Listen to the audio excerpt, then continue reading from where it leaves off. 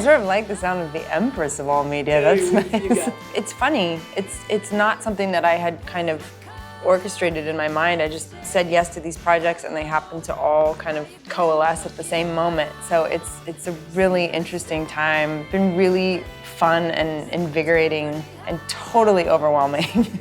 You know, it's been nice. Like, each project has really fed into each other really beautifully.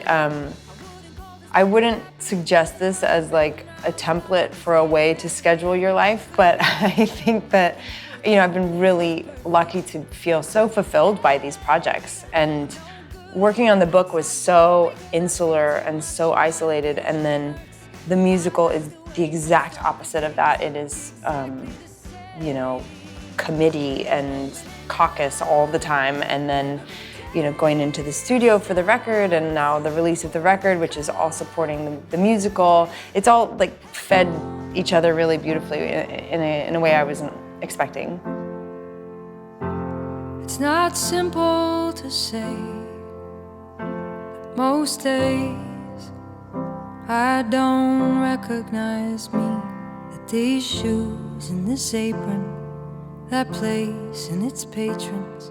She Used to Be Mine was the first song that I wrote for this musical, and it really served as my portal into the world of Waitress.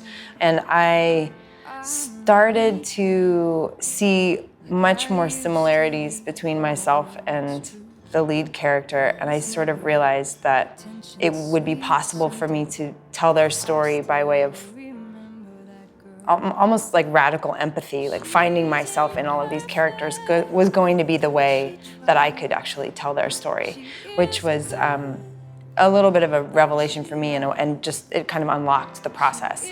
I really love that song. I love it. I love her story so much. I think that we can all relate to that idea of waking up some point, looking around at your life and being like, how did I get here? Our approach for the video, we wanted to do something just very classic and black and white and performance-based and sort of isolated. I think that's, you know, in reference to sort of how she's feeling when she's singing that song. She is gone, but she used to be mine. And it's not what I asked for. Sometimes life just slips in through a back door and carves out a person and makes you believe it's so true. I don't have a hard and fast rule about how to write a good song. It doesn't always get there. I think sometimes I think it gets there and it doesn't get there. You know, I think that the songwriting itself, the craft, is for me about honing in on what feels really true and what feels really honest. I think storytelling to me is really important, and so with a song like She Used to Be Mine, I think that that was a really kind of rich and textured place to draw from, because this woman's story is, there's a lot to speak about. Loss of identity and abuse and a new child, and there was a lot, you know, of her wanting to express herself in that song. You do the best you can to tell some truth. That's what I think songwriting is about for me. And you try to make it rhyme sometimes. Yeah, it's a little bit of magic. Hopefully, if I'm lucky, I get to spend my life kind of exploring that craft. Sugar, butter, flour, sugar, butter. With this most recent record, you know, it's easier to kind of categorize it as a concept record. I mean, in a way it is. It's songs from the show. This whole thing is a new concept for me. This wasn't my original idea. I was writing songs for the show, and then I didn't realize I would fall so madly in love with this project.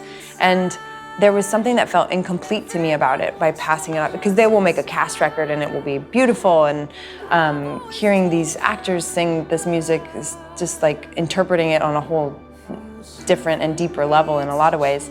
But for me, I couldn't sort of bear the idea of passing the torch without getting to sing it myself. I wanted to just tell the story in my own voice at least once, and now that's, you know, documented.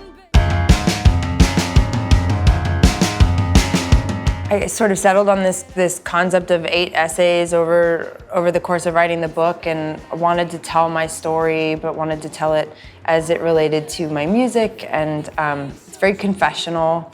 It's full of, you know, a lot of my most sort of private feelings about being in the industry, about what writing music has been to me in my life, about what it feels like to be a girl, about my body image issues, about feeling ugly, you know, like all of these things I talk about really frankly in the book. And during that time, I was also writing for the musical, and found out actually that like the mentality of the creation of those are very separate. I had to go very internal for the book, and the musical is all about telling someone else's story. So ping-ponging back and forth between those two, I had mini meltdowns and then realized, like, oh, I can't write in the morning for the book and then write a song for the musical. It just didn't compute. I couldn't get there. So I started kind of compartmentalizing my time a little differently, and that worked better. I wanted to embrace something bigger. And, you know, fast forward 3 years and a lot of hours of time and investment, and, you know, here are these projects now that have come to fruition or are in the process of doing so. And it's just been a really incredible journey.